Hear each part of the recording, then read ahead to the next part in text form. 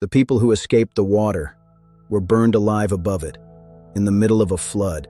In the next few minutes, I'm going to show you how a single afternoon killed 2,000 people, and how a club of America's richest men whose names you'd recognize, caused it, and never paid for a single life.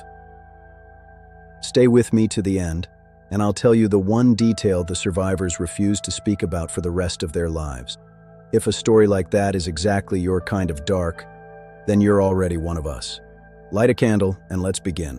Johnstown was a booming steel town of 30,000. It was a place of industry and ambition, powered by the massive Cambria Iron Works. Cambria was a pioneer, rolling the first commercial steel rails in America. The town hummed with the sound of progress. But 14 miles up the mountain, high above the soot and noise, sat the South Fork Dam, holding back a private lake. Lake Conemaugh was a playground for the South Fork Fishing and Hunting Club, an exclusive retreat for Pittsburgh's millionaires. Membership cost $800, a status symbol for men like Mellon and Carnegie. They even imported 1,000 black bass from Lake Erie for their sport. But the modifications they made were fundamentally flawed. To allow 2 carriages to pass across the top, they lowered the dam's crest by several feet. They installed iron mesh screens across the spillways to keep their fish from escaping, screens that would eventually act as a deadly sieve. They even sold the iron discharge pipes for scrap, removing the only way to drain the lake in an emergency. The ticking bomb was set. Locals joked nervously that the dam might break. Rumors of failure had been a running joke for a decade. Engineers warned them. John Park, a young engineer, saw the water rising and rode 2 miles to send a telegram. The rich men ignored every warning. May 31st, 1889. After a night of record rain, 6 to 8 inches in 24 hours, the lake began to rise at an inch every 10 minutes. Elias Unger, the club's president, and his men worked frantically to clear the spillway, but the iron screens were already clogged with debris. At 3:10 p.m., the South Fork Dam gave way. 20 million tons of water, the volume of the Niagara River, fell on the valley. The wave moved at 40 miles per hour, a wall of water up to 60 feet high. It wasn't just water, it was a rolling hill of debris. It didn't just flood the town, it erased it. The model town of Woodvale was gone in 15 minutes. 314 residents died in the first wave. Survivors described it as a death mist. The water picked up houses, trees, animals, and locomotives, grinding them into a moving mountain. Entire train locomotives, weighing 170,000 pounds, were tossed aside like toys. Everything in the valley was being ground into a slurry of ruin. And this is the part I warned you about, because the water was almost merciful compared to what happened next. If you're still with me, and I had a feeling you would be, keep watching. The nightmare was only half over. Everything the flood carried slammed into the Pennsylvania Railroad's massive stone bridge. The 7 arches stayed anchored, but they acted as a new dam. The wreckage piled 70 feet high, covering 30 acres. Trapped inside that mountain were hundreds of living people, clinging to the ruins of their homes. Miles of barbed wire from the Gautier Wire Works were woven into the mess, pinning survivors in a deadly, unbreakable cage. Then the debris, soaked in oil from wrecked refinery cars, caught fire. Coal embers from destroyed houses ignited the mass. The flood became a pyre. Around 80 people who had survived the wave were trapped in the debris and burned to death, unreachable, as the town watched from the banks. The fire was so intense that witnesses miles away reported seeing a red glow in the sky. For 3 days, the bridge burned.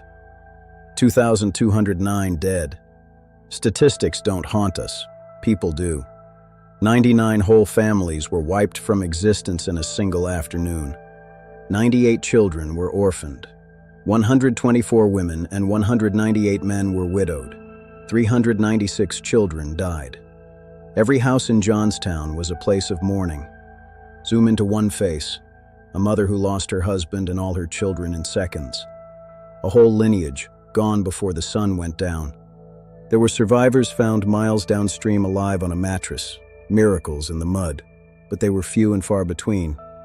777 victims were never identified. They were buried in a section of Grandview Cemetery known as the Plot of the Unknown. Each body is marked by a simple small headstone, a silent monument to the scale of the identification struggle. 5 days after the flood, 67-year-old Clara Barton and the newly formed American Red Cross arrived. It was their first major peacetime relief effort. She stayed for 5 months, building Red Cross hotels to house thousands. These were places of dignity amidst the ruins. When she left in October, the citizens of Johnstown presented her with a diamond locket as a token of their eternal gratitude. The reckoning that followed was as cold as the floodwaters. The South Fork Fishing and Hunting Club was sued by the survivors. The club was represented by the titans of the law. Their defense was simple. The flood was an unprecedented act of God. Courts agreed. The millionaires were cleared of all legal liability. Not one of them paid a penny to a single grieving family. Not one. They returned to their comfortable lives in Pittsburgh, while Johnstown was left to clear the mud and bury its dead. Justice was never served. Andrew Carnegie later built Johnstown a new library and donated $10,000. Henry Clay Frick gave $5,000. Tokens of guilt or conscience money. While they escaped legal judgment, the social cost was high. The world knew what they had done. They were the men who let a town drown. But the injustice of Johnstown changed the world. It led to the legal doctrine of strict liability, holding owners responsible for high-risk projects. Here's the detail survivors carried to their graves. For years afterward, people said that on quiet nights, you could still hear the bridge. A low groan in the dark, the sound of twisting iron and human voices. No one in Johnstown would go near it after the sun went down. Whether that's memory or something else, I'll let you decide. Some say the spirits of those 80 souls are still there, trapped in the stone. If this town deserves to be remembered, you know the small thing that keeps its story alive. Do it. Keep their memory from washing away. And if a past this dark is where you feel strangely at home, then stay. I bring one of these back to life every week. Join the Fellowship of the Dark. On Friday, an English village that chose to die so strangers could live. A story of sacrifice and a silence that lasted 3 centuries. Tell me below, should those millionaires have hanged for this? Was act of God just another way of saying act of wealth? Light a candle. Stay close. We'll see you in the dark.